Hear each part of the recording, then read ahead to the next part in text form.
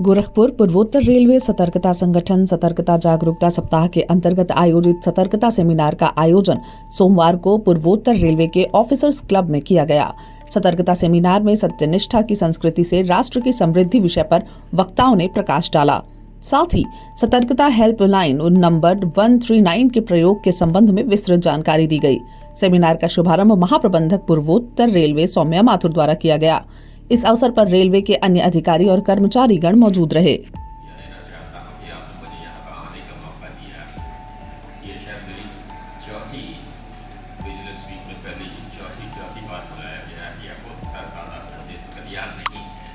यहाँ पर आके से आप सब लोगों से अपने अप्रेंटिस रिन्यू करने का जो मौका मिलता है, इससे मुझे बहुत लाभ होता है। आपसे आप लोगों से यहाँ पर आके आप लोग के वक्ताओं को और इंटरेक्शन से मैं सीखता बहुत हूँ विजिलेंस के बारे में और किस तरह से करप्शन से लड़ा जाए।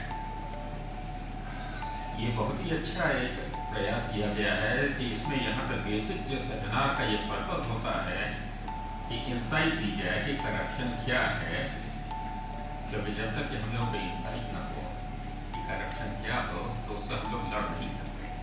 तो करप्शन के बारे में स्टैटिस्टिक्स तो पूरी है, सब लोग पढ़ लेते हैं स्टैटिस्टिक्स में कि व्हाट कंस्टिट्यूट्स करप्शन, इसमें अक्सर प्रॉब्लम हो जाती है समझने में। जॉर्ज ऑरवेल,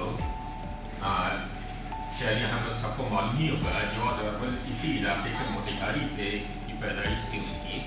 1984 उन्होंने लिखी थी, जो कि मैंने बहुत पहले पढ़ी थी।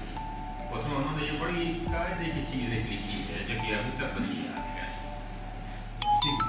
Throughout the year, however, we celebrate Vigilance Awareness Week every year in order to re-emphasize the importance of transparency and ethics and integrity in our working.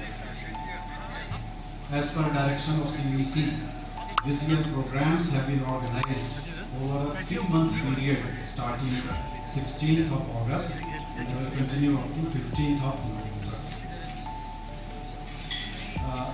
Within this period, we have organized various seminars in all the divisions, in the workshops, in the training institutes, and we have conducted training of trainers in the training institute who will in turn train the trainees there.